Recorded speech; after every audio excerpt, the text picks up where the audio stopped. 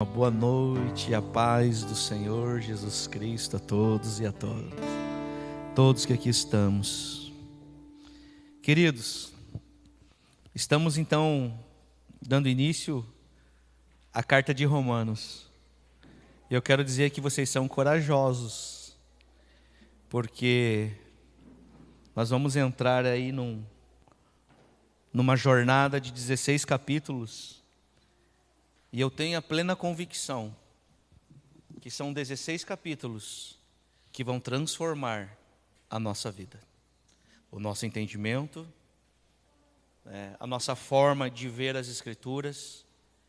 E eu gostaria, sem perder tempo, de ler todo o capítulo de número 1 de Romanos com vocês. E depois eu vou trazer um plano de fundo, vou apresentar, trazer um fundamento acerca dessa carta de Romanos.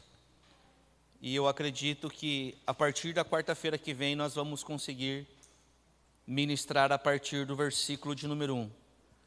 Mas tudo o que nós vamos apresentar hoje de plano de fundo, a modo introdutório, vocês já vão ter noção do que vai acontecer com nossas vidas. Vamos ler então, abra comigo a carta que o apóstolo Paulo escreveu aos Romanos, ou a epístola, como você quiser falar, não tem diferença nenhuma. Romanos capítulo de número 1, vai dizer assim: Paulo, servo de Cristo Jesus, chamado para ser apóstolo, separado para o evangelho de Deus, o qual foi prometido por ele de antemão por meio dos seus profetas nas Escrituras sagradas. Eu tenho que me controlar para mim já não ir ministrando, irmão. Eu tenho que me segurar para mim não entrar já no versículo expositivo aqui, mas nós só vamos ler. Eu vou ter que morder meus dedos aqui. Versículo 3: acerca de seu filho, que como homem era descendente de Davi, e que mediante o Espírito de santidade foi declarado Filho de Deus com poder, pela sua ressurreição dentre os mortos, Jesus Cristo nosso Senhor. Versículo 5: por meio dele e por causa do seu nome, recebemos graça e apostolado para chamar dentre todas as nações um povo para a obediência que vem pela fé. Só nesse versículo nós vamos entender o propósito da igreja e do evangelho. Versículo 6: e vocês também estão entre os chamados para pertencerem a Jesus Cristo. A todos os que em Roma são amados de Deus e chamados para serem santos, a vocês, graça e paz da parte de Deus, nosso Pai, e do nosso Senhor Jesus Cristo. Versículo 8: antes de tudo, sou grato a meu Deus, mediante a Jesus Cristo, por todos vocês, porque em todo o mundo está sendo anunciada a fé que vocês têm. Deus, a quem sirvo de todo o coração, pregando o evangelho de seu Filho, é minha testemunha, de como sempre me lembro de vocês em minhas orações, e peço que agora, finalmente, pela vontade de Deus, seja-me aberto o caminho para que eu possa visitá-los. Anseio vê-los a fim de compartilhar com vocês algum dom espiritual para fortalecê-los, isto é, para que eu e vocês sejamos mutuamente encorajados pela fé. Quero que vocês saibam, irmãos, que muitas vezes planejei visitá-los, mas fui impedido de fazê-lo até agora. Meu propósito é colher algum fruto entre vocês, assim como tenho colhido entre os demais gentios. Sou devedor de tanto a gregos como a bárbaros, tanto a sábios como a ignorantes. Por isso estou disposto a pregar o evangelho também a vocês que estão em Roma. Não me envergonho do evangelho, porque é poder de Deus para a salvação de todo aquele que crê, primeiro do judeu e depois do grego. Porque no evangelho é revelada a justiça de Deus. Olha só, vou repetir esse versículo 17. Porque no evangelho é revelada a justiça de Deus. É impossível nós conhecermos a justiça de Deus sem conhecermos o evangelho. Uma justiça que, do princípio ao fim, é pela fé. Não é pelo que nós fazemos, é pela fé. Como está escrito: o justo viverá pela fé. Se você puder, marque esse versículo 17, eu vou te explicar o porquê. O fruto, já vou falar agora, o fruto da reforma protestante, a qual Calvino foi o autor dessa reforma, escolhido pelo Senhor, partiu a partir desse versículo 17. E nós vamos entender logo mais o porquê. Portanto, a ira de Deus é revelada do céu contra toda impiedade e injustiça dos homens que suprimem a verdade pela injustiça. Pois o que de Deus se pode conhecer é manifesto entre eles, porque Deus lhe manifestou. Aqui a palavra de Deus está dizendo assim: é impossível nós dizermos que nós não conhecemos a Deus, porque tudo de Deus que se pode conhecer já foi manifesto, né? E nós vamos chegar aí nesse versículo 19 daqui a algumas quartas-feiras. Versículo 20: pois desde a criação do mundo os atributos invisíveis de Deus, seu eterno poder e sua natureza divina têm sido vistos claramente, sendo compreendidos por meio das coisas criadas, de forma que tais homens são indesculpáveis, porque tendo conhecido a Deus, não o glorificaram como Deus, nem lhe renderam graças, mas os seus pensamentos tornaram-se fúteis, e os seus corações insensatos se obscureceram. Dizendo-se sábios, tornaram-se loucos, e trocaram a glória de Deus imortal por imagens feitas segundo a semelhança do homem mortal, bem como de pássaros, quadrúpedes e répteis. Por isso, Deus os entregou à impureza sexual, segundo os desejos pecaminosos de seus corações, para a degradação dos seus corpos entre si. Trocaram a verdade de Deus pela mentira, e adoraram e serviram as coisas e seres criados em lugar do Criador, que é bendito para sempre. Amém. Por causa disso, Deus os entregou a paixões vergonhosas, até suas mulheres trocaram suas relações sexuais naturais por outras contrárias à natureza. Da mesma forma, os homens também abandonaram as relações naturais com as mulheres e se inflamaram de paixão uns pelos outros, e começaram a cometer atos indecentes, homens com homens, e receberam em si mesmo o castigo merecido pela sua perversão.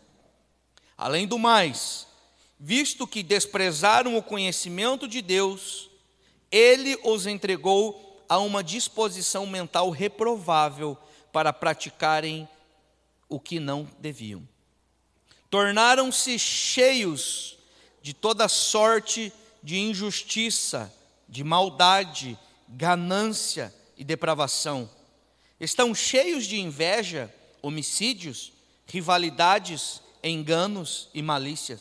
São bisbilhoteiros, caluniadores, inimigos de Deus, insolentes, arrogantes e presunçosos.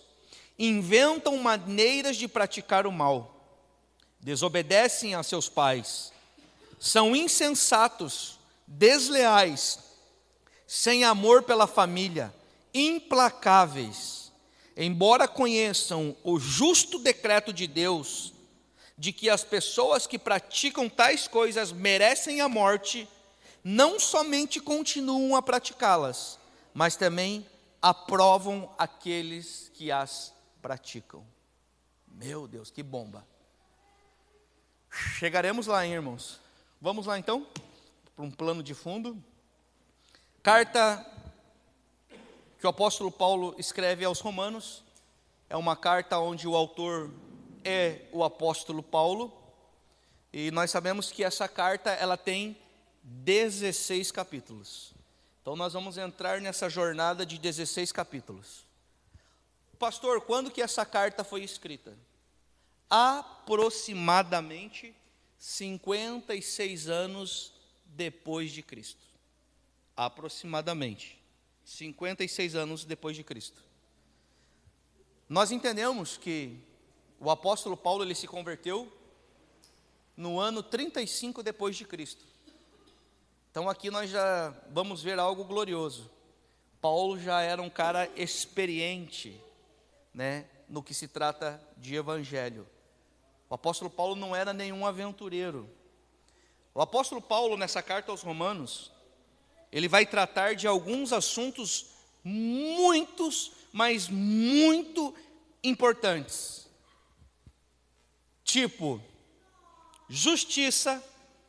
Paulo vai falar muito da justiça. Paulo vai falar muito da fé.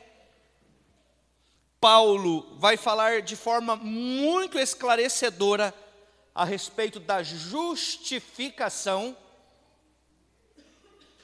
Paulo vai falar acerca da lei. Paulo vai falar acerca da graça. Apóstolo Paulo vai falar muito nessa carta de Romanos a respeito do governo do pecado. Isso que nós estamos ministrando há muito tempo aqui, sobre governo, né? Então Paulo vai falar muito sobre o governo do pecado, e Paulo vai falar muito sobre o governo do Espírito.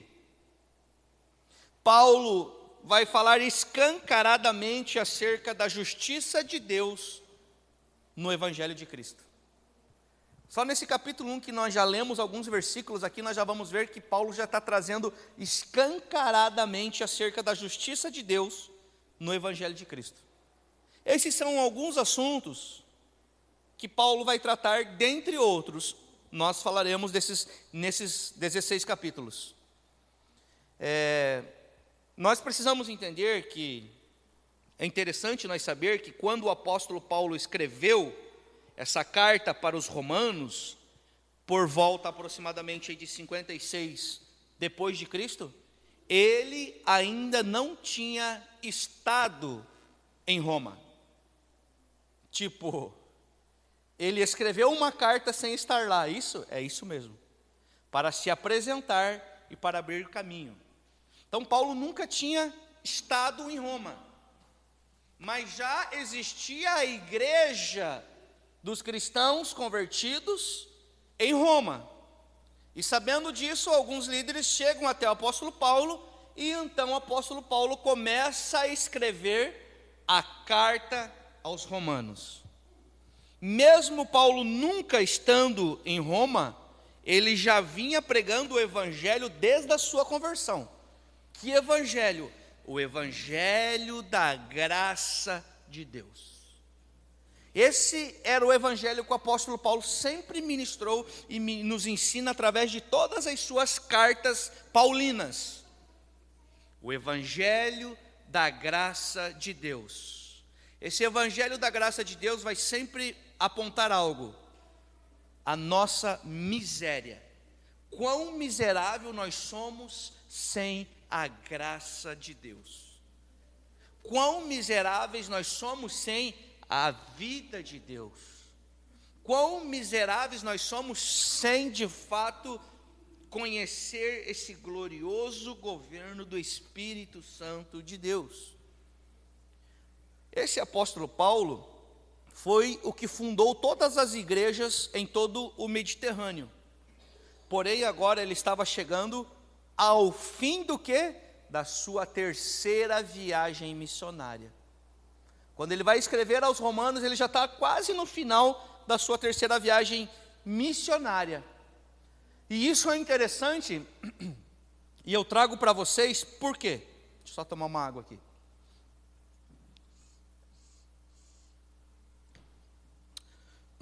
Porque se nós vermos a atitude do apóstolo Paulo em sua primeira viagem missionária, e compararmos com a atitude da sua terceira e última viagem missionária, nós vamos ver de fato que essa epístola, que essa carta é escrita aos Romanos, é uma declaração madura, de um homem maduro, experimentado e com uma compreensão clara acerca do Evangelho.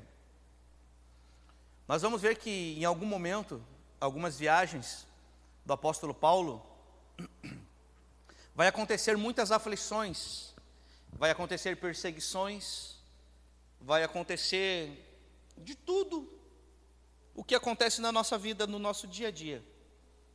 Mas nenhuma dessas situações o impediu de ele continuar e de ele permanecer cumprindo o propósito eterno de Deus. A pergunta que já fazemos aqui então é, a pergunta não, a afirmação: nada pode nos parar de vivermos o propósito eterno de Deus. Nem os dias bons, porque os dias bons são os que mais param, se a gente parar para analisar, e nem os dias maus. Tudo tem um propósito e tudo tem um cumprimento para ser executado.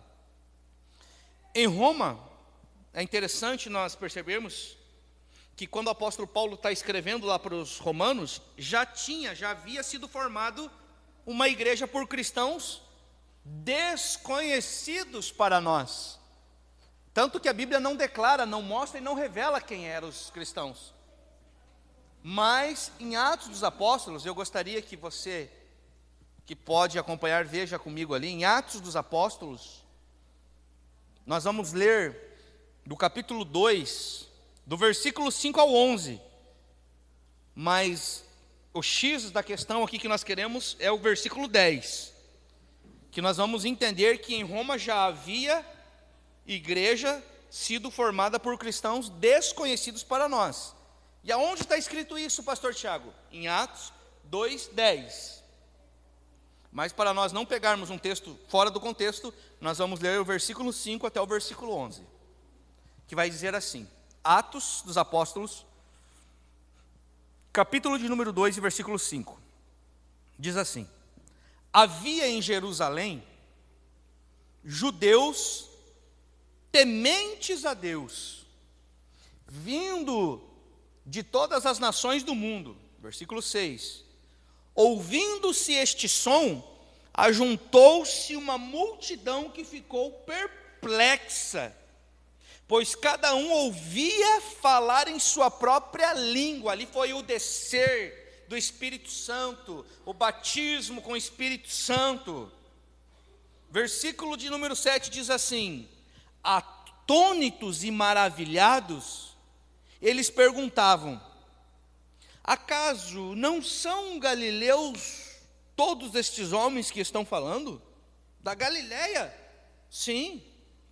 Então, como os ouvimos cada um de nós em nossa própria língua materna? Versículo 9: partos, medos, elamitas, habitantes da Mesopotâmia, Judeia, Capadócia, ponto da província da Ásia, versículo 10, Frígia, Panfilha, Egito e das partes da Líbia próximas a Cirene, visitantes vindos de onde? De Roma. Visitantes vindo de Roma, ou seja, eles estavam lá no dia do Pentecostes. Eles estavam lá no dia em que João começou a ministrar, a pregar, e uma multidão de homens foi batizado com o Espírito Santo de Deus. Versículo 11 diz assim: tanto judeus como convertidos ao judaísmo, cretenses e árabes, nós os ouvimos declarar as maravilhas de Deus em nossa própria língua. Ou seja, então, foi através desses homens que foram cheios do Espírito Santo de Deus, tementes a Deus, que foram um instrumento nas mãos de Deus, que é onde, com a perseguição, eles se espalhavam, para que não fossem mortos todos, Então eles se espalhavam, cada um ia para uma região. Então a Bíblia diz que neste dia, no dia do Pentecostes, havia visitantes vindo de Roma. E esses visitantes, a qual nós não sabemos quem é, ou quem são, esses foram os que deram início à igreja de Roma. Então Paulo começa a escrever para esses cristãos. É bem provável que o apóstolo Paulo ele escreveu essa carta aos romanos quando ele estava indo para Corinto.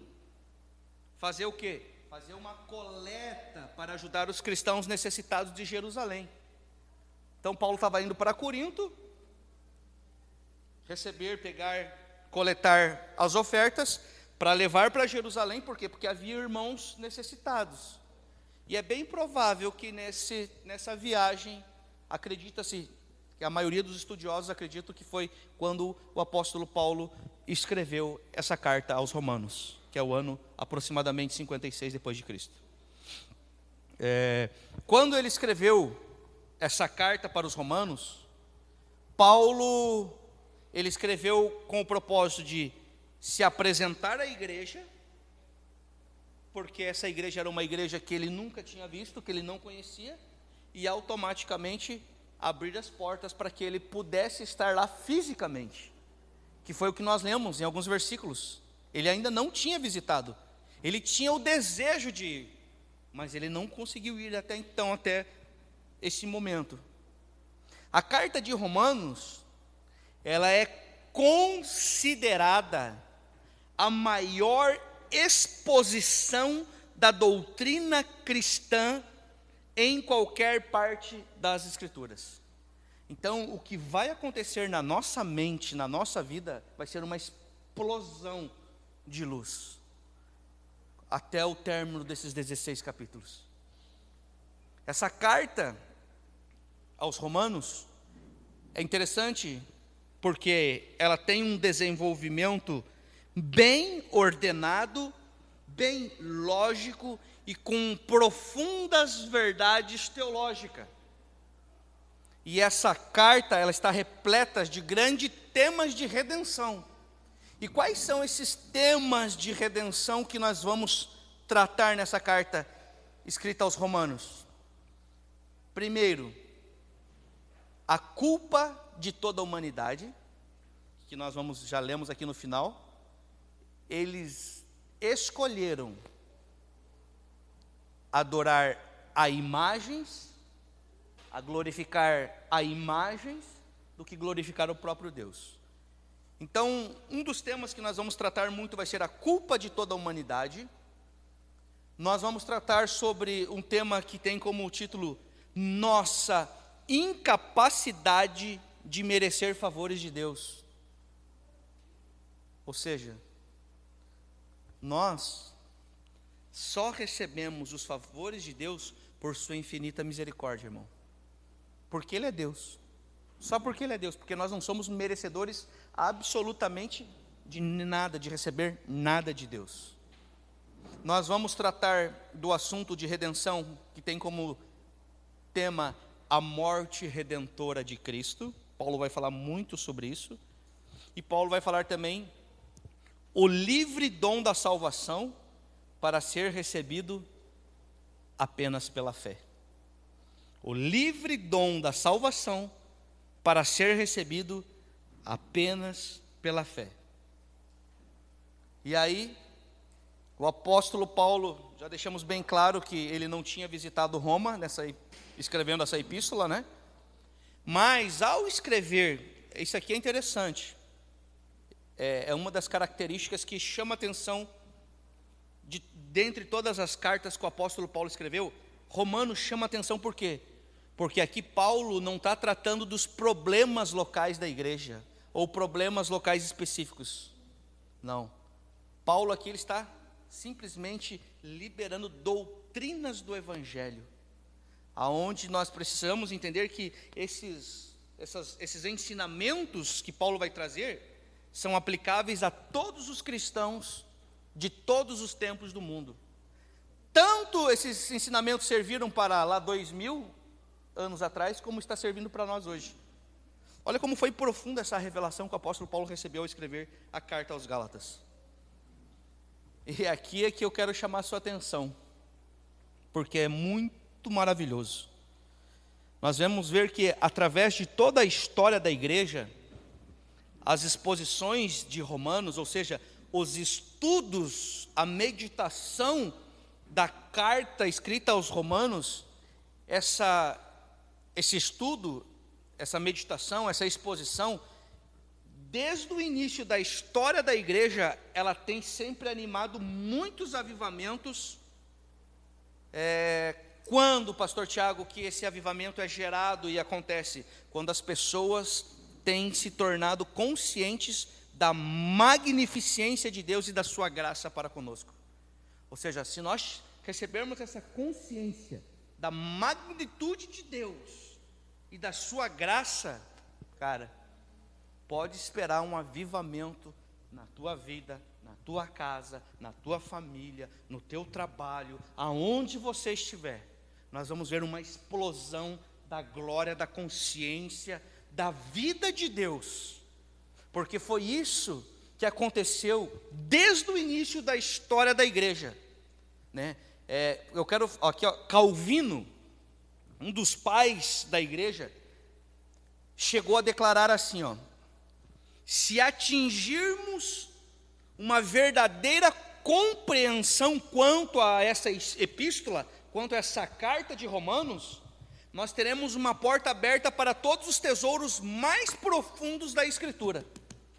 Por isso que nós precisamos mais do que nunca consciência e compreensão, porque aí será nos revelado os tesouros mais profundos que a nossa mente natural não conseguiu ver e entender. A nossa mente vai ser iluminada de tal forma, irmãos, que nós não vamos ver simplesmente um versículo bíblico. Escute o que eu estou falando para vocês. Isso é muito profundo. A nossa mente vai ser renovada de tal maneira que quando nós abrirmos a palavra de Deus, nós não vamos ver somente versículos bíblicos. Nós vamos conseguir ver os tesouros insondáveis de Deus. Aquilo que a nossa mente nunca viu, os nossos olhos nunca viu, aquilo que nunca chegou ao coração do homem. A Bíblia diz que é o que Deus tem preparado para aqueles que o amam. E quem é aquele que ama a Deus, senão aquele que ama a sua palavra?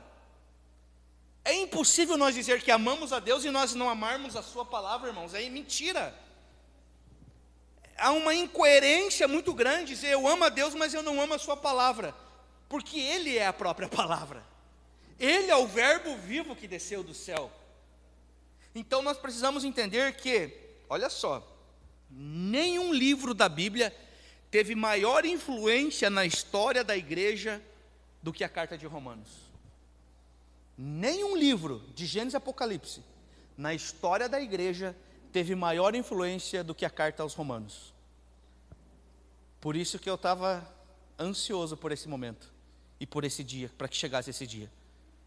E eu creio que nós vamos terminar isso aqui com muitas mais pessoas, irmãos, porque o que vai acontecer vai ser literalmente algo glorioso da parte de Deus. Nós não vamos conseguir abrir os nossos olhos sem glorificar a Deus, irmãos. Nós não vamos conseguir sair da nossa cama, no levantar para os nossos afazeres diários, sem antes glorificar a Deus. Porque nós vamos ter uma consciência e uma compreensão da magnificência desse Deus e da sua graça. Porque é só por graça de Deus, é só graça de Deus, irmãos. Não é porque você é bom, não é porque você é forte, não é porque você é inteligente, não. É graça de Deus. É somente pela graça de Deus. Essa carta, escrita aos Romanos, mais que qualquer outro livro da Bíblia, tem influenciado a história do mundo de forma dramática. Dramática, ou seja, por que eu estou te falando isso? Porque aqui é onde eu queria chegar. Porque foi por intermédio dessa carta, da exposição, do estudo dessa carta aos Romanos, foi por intermédio da leitura da carta aos Romanos, que Aurélio Agostinho, quem é Aurélio Agostinho? Nós deveríamos, pelo menos, pesquisar, saber quem é, como cristãos. É um dos pais da fé. Foi um daqueles homens chamados por Deus para entregar a sua vida para que o Evangelho pudesse chegar até nós. Aurélio Agostinho foi um grande líder religioso, professor de retórica em Milão, e foi o maior expositor da igreja ocidental no período dos pais da igreja. E este foi convertido em Cristo de que maneira? Vamos lá. Aurélio Agostinho, ou conhecido como Agostinho, ele viveu de forma devassa, ele viveu de forma entregue às paixões carnais, ele viveu de forma prisioneira do sexo ilícito, e ao mesmo tempo ele era o alvo das orações de Mônica, sua mãe. Ou seja, ele era um homem totalmente imoral, era um homem que não tinha temor a Deus, ele viveu de forma devassa, até que um dia, preste atenção, um dia Agostinho sentou-se para chorar no jardim da casa de um amigo seu, Alípio, o nome do seu amigo, e ele está chorando, e ao tomar o manuscrito em suas mãos, que estavam nas mãos do amigo, Agostinho toma o manuscrito da mão do seu amigo que estava do seu lado, e os seus olhos automaticamente caíram nessas palavras. Romanos capítulo 13, versículo 13. Agostinho chorando, vivendo uma vida devassa,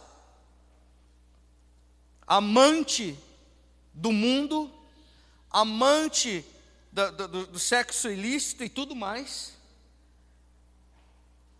Ele pega o manuscrito da mão do seu amigo e os seus olhos caem nessas palavras, Romanos 13, 13, que diz assim: andemos dignamente, como em pleno dia, não em orgias e bebedices, não em impudícias e dissoluções, não em contendas e ciúmes, mas revesti-vos do Senhor Jesus Cristo, e nada disponhais para a carne no tocante às suas concupiscências.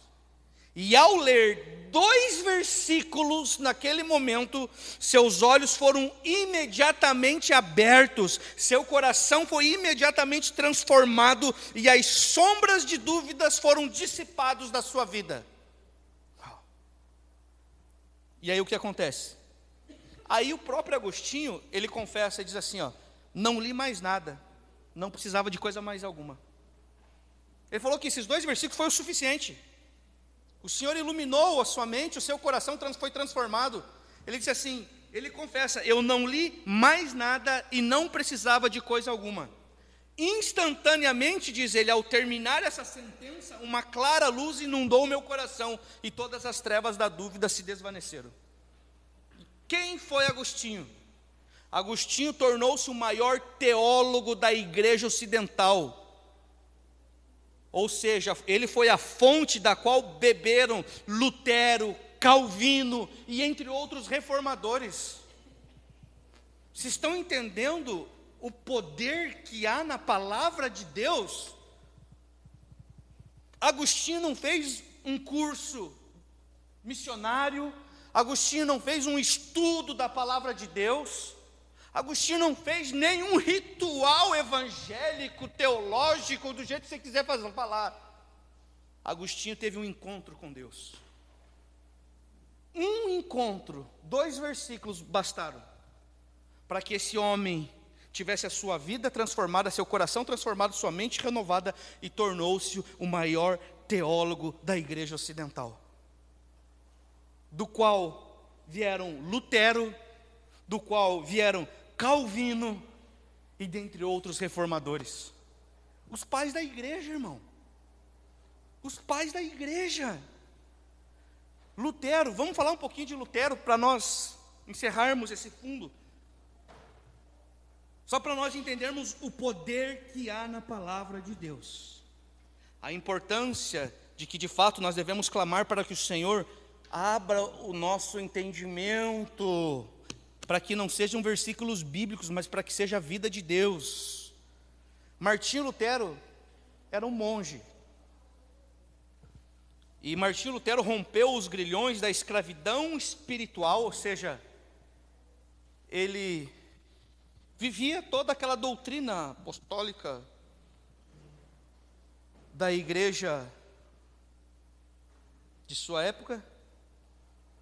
E ao ler Romanos, capítulo 1, versículo 17, os grilhões da escravidão espiritual, os grilhões de toda a escravidão espiritual diante dele se foram descobertos.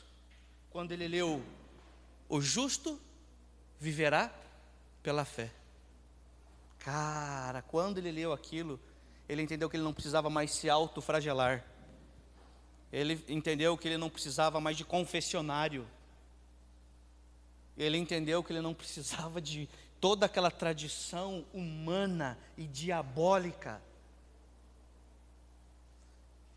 aonde durante muitos anos a igreja usou para manipular a humanidade. Por isso que nós não podemos de forma nenhuma ser manipulados, né, por homens e mulheres que estão debaixo de um governo do engano. A gente está falando isso durante anos. Então, ao ler Romanos 1,17, uau, algo aconteceu na vida de Lutero, Martinho Lutero. O que aconteceu? A verdade divina da justificação pela fé entrou na vida como um raio de luz. Pô, ele entendeu que ele é justificado pela fé em Cristo Jesus, mediante a graça. Ele não era justificado mediante os rituais que ele fazia. Ninguém é justificado por aquilo que faz. Nós não fazemos para ser justificados, nós somos justificados mediante a fé, e agora, tendo essa fé em Cristo Jesus, nós fazemos para expressar a Deus. Por isso que Tiago diz que fé e obras, elas andam juntas. Não tem como você se descolar uma da outra, separar uma da outra. Porém, nós precisamos entender que o fundamento não é o fazer é consequência de eu ser. Eu sou o filho de Deus, mediante a fé, fui justificado mediante a fé, e agora eu faço. Só que agora eu faço diferente, com entendimento, com responsabilidade, com clareza, com compromisso, com consciência. Então o que acontece? Lutero, ele saiu de um caminho de escuridão para a luz da verdade. Lutero, ao ler Romanos 1,17, ele abandonou, irmãos. Ele simplesmente abandonou o caminho da autoflagelação.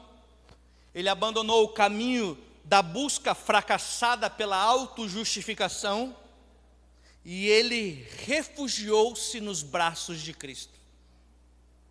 Ele buscava na força do seu braço a sua autojustificação, por ensinar, por fazer, por meditar, por orar, por ir para o monte, Irmãos, é tudo maravilhoso fazer isso, mas não com o propósito de receber a justificação.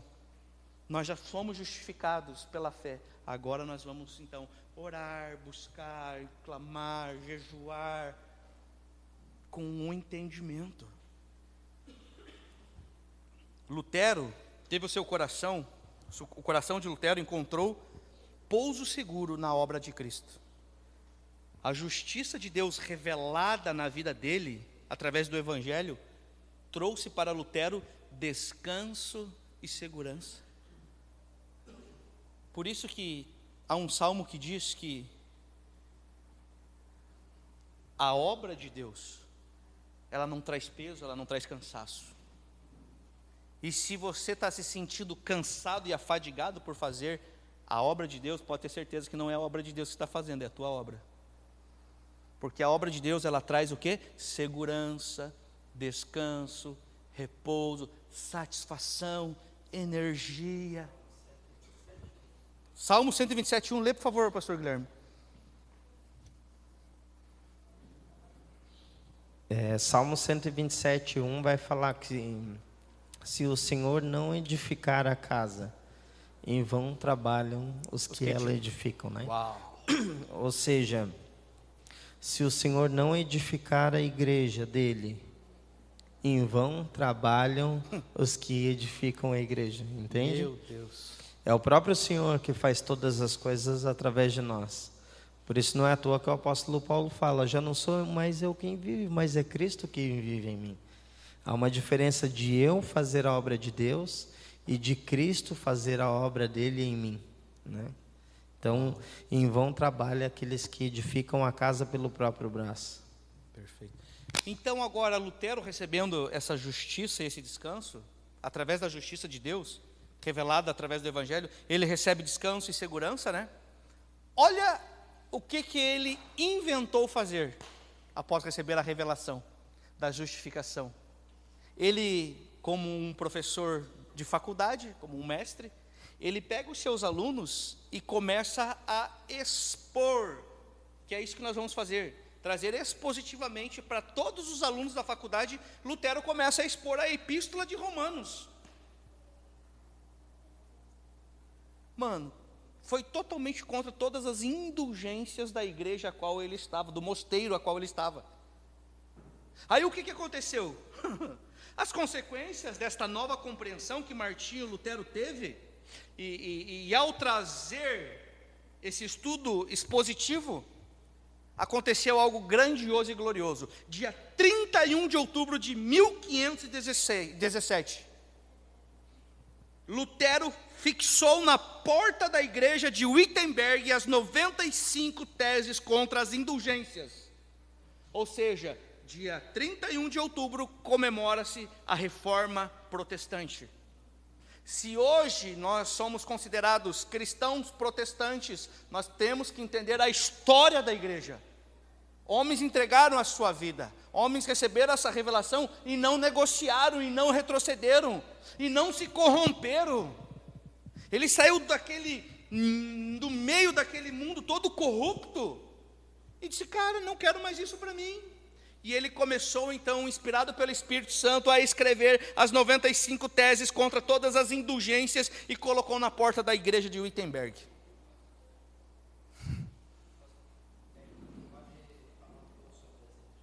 Pode, por favor? Eu vou falar porque talvez tenha pessoas que não saibam o que é as indulgências, né? Basicamente, na história da igreja, as indulgências eram um ato de pagar para que os pecados fossem perdoados, tanto dos vivos quanto dos mortos, né? Para que fosse salvo. Basicamente, comprar um terreno no céu, né? Era isso que a igreja fazia no começo. Então, quando... e por incrível que pareça, a gente vê, né? Com outras palavras a gente vê. Só muda as palavras, mas o propósito é o mesmo. Mas a gente consegue entender mais claramente sabendo essa questão também, né? É interessante também a gente pesquisar fora daqui a história da igreja, que vai trazer bastante clareza, né? Com certeza. É algo que vai somar no nosso conhecimento. Você já vem com uma base também já de algo que você vai aplicar junto com o estudo que vai ser passado. Então, resumindo, a indulgência era basicamente isso. Eles cobravam um certo imposto para que você fosse perdoado, remide seus pecados, você fosse salvo. Exatamente. E após essas 95 teses presas e colocadas, fixadas na porta da igreja de Wittenberg, que Lutero colocou, nós temos no século XVI, então, a grande reforma protestante. E assim aconteceu a grande reforma protestante. E desde aí, então, foi aonde os reformadores analisaram com o concílio, começaram a estudar, e hoje nós temos os 66 livros, que é da igreja protestante, né? Que é contra a idolatria, que é contra a reencarnação e contra tantas outras indulgências. Então nós devemos o quê? A carta de Romanos. Esse maior movimento religioso da história, desde o Pentecostes, foi após a exposição da carta de Romanos. Então você está entendendo aonde você está se metendo? Aonde você entrou? Você entrou num caminho sem volta. É onde nós vamos de fato receber a clareza e a luz do Senhor, do Espírito Santo de Deus, para que nós não venhamos a viver debaixo de indulgências ou de manipulação, mas que nós possamos viver a palavra de Deus.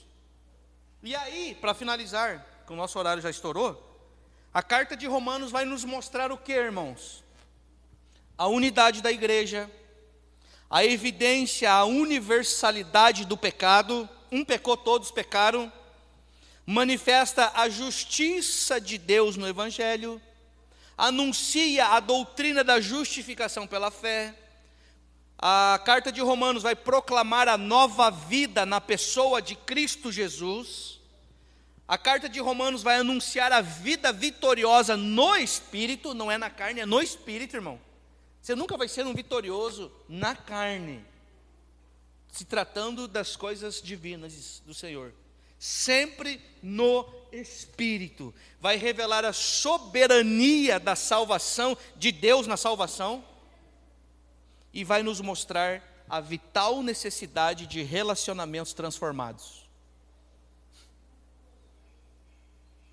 Paulo vai falar muito sobre isso. Eu estava conversando ontem com uma pessoa, e ele falou, entrou nesse assunto tal, de relacionamento tal.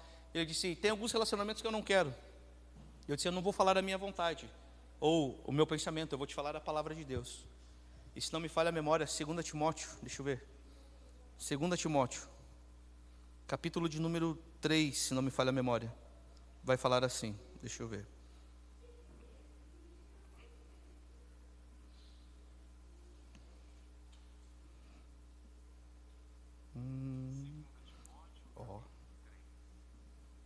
É esse aqui mesmo. 2 Timóteo, capítulo de número 3.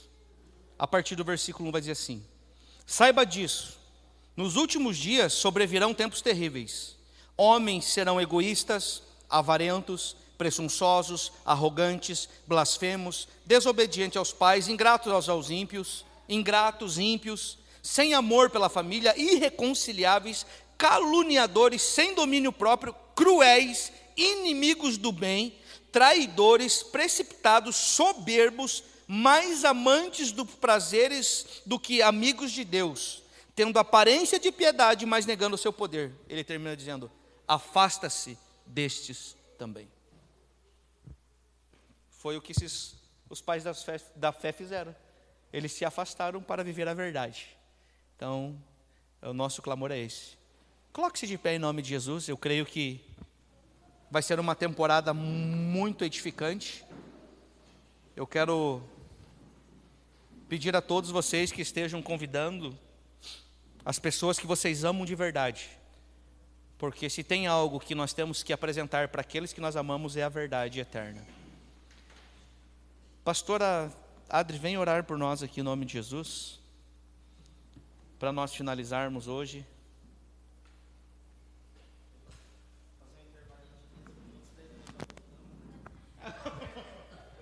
Romanos vai ser sinistro, irmão. Fica todo mundo na expectativa de já estudar, né? De entrar lá, capítulo 1. Glória a Deus.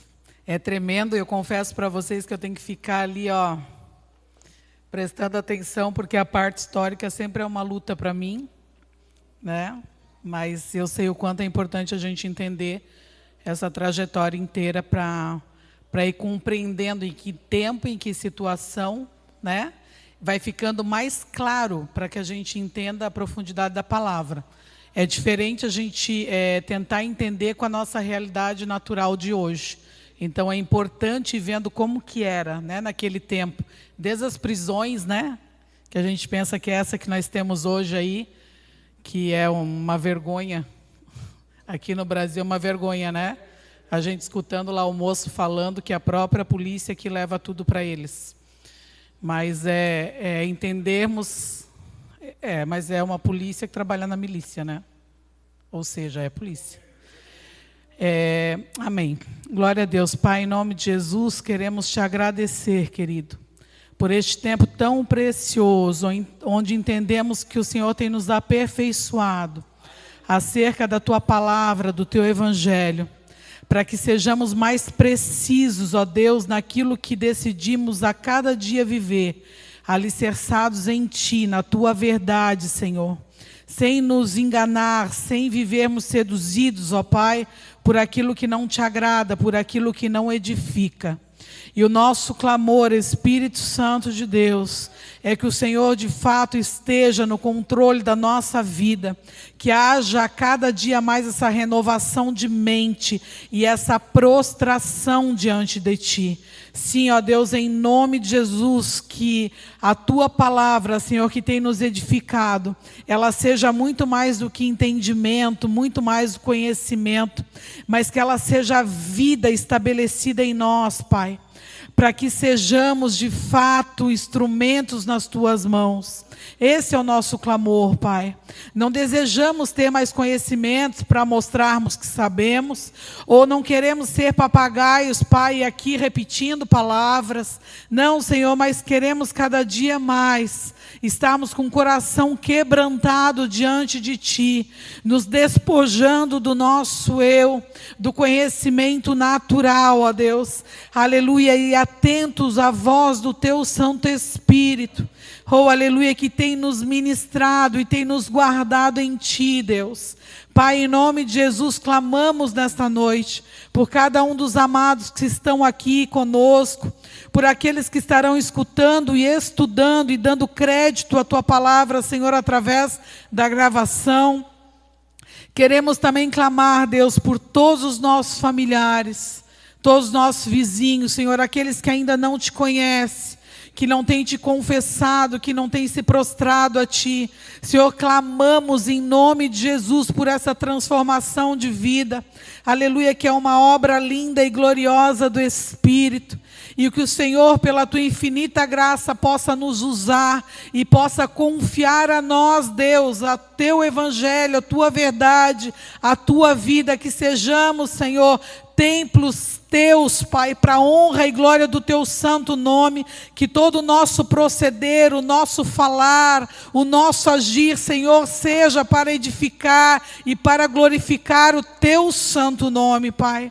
Em nome de Jesus Cristo, nos alinha, Senhor, em tudo aquilo que não Te agrada. Inquieta os nossos corações, Senhor, em tudo aquilo que não tem Te agradado. Aleluia, em nome de Jesus Cristo. Queremos também nesta noite, Senhor, permanecer em oração, querido, pela vida do Hickman. Te glorificamos, exaltamos por aquilo que Tu já tens feito, Pai. E nós cremos em nome de Jesus que tanto o Hickman como todos os familiares, Senhor, e amigos, as pessoas ao redor, serão altamente ministrados pela Tua vida, pela Tua verdade. Em nome de Jesus Cristo, que Tu estejas no controle total, Deus, providenciando e estabelecendo a Tua vontade eterna, querido. Em nome de Jesus Cristo, Te agradecemos, Pai, Te glorificamos, aleluia, Te amamos, querido, em nome de Jesus Cristo. Amém. Glória a Deus.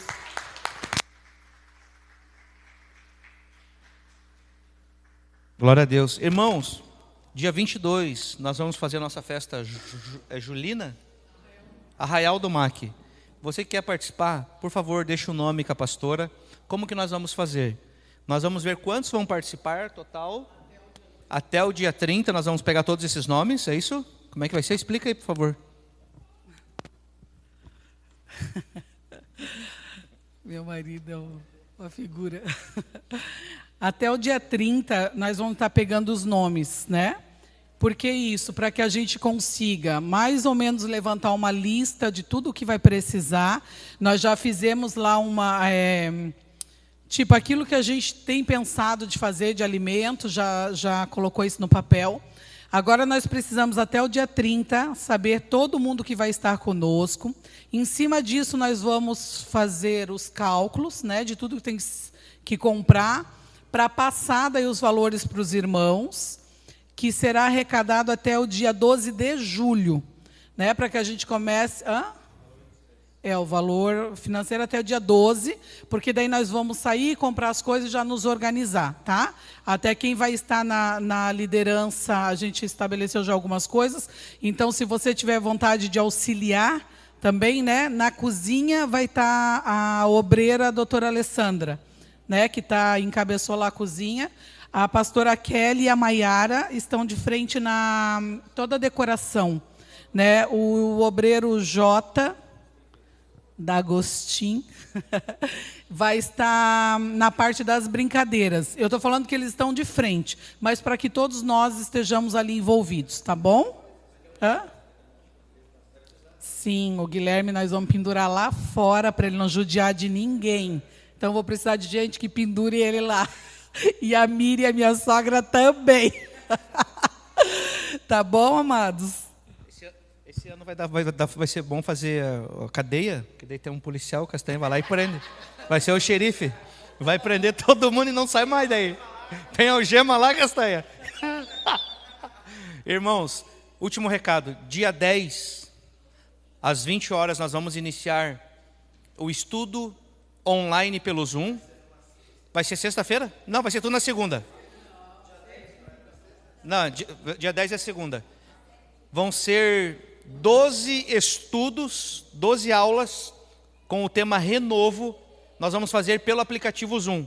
Você que quer participar e pode participar, abaixa já no teu celular o aplicativo Zoom e nós vamos mandar o link para quê? Para todos nós sermos edificados. Vai ter estudo na quarta, vai ter estudo na segunda, vai ter estudo no domingo, vai ter estudo todo dia. Em nome de Jesus. Que Deus os abençoe, que na paz. Amanhã nós temos Jiu-Jitsu, projeto Lutar por Cristo. Temos o Muay Thai também.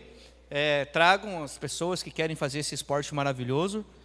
E sexta-feira nós temos culto na Casa de Recuperação, lá na Casa de Recuperação dos Homens. Tem que levar uma caravana de homem aí dessa igreja para abençoar lá aqueles povos lá.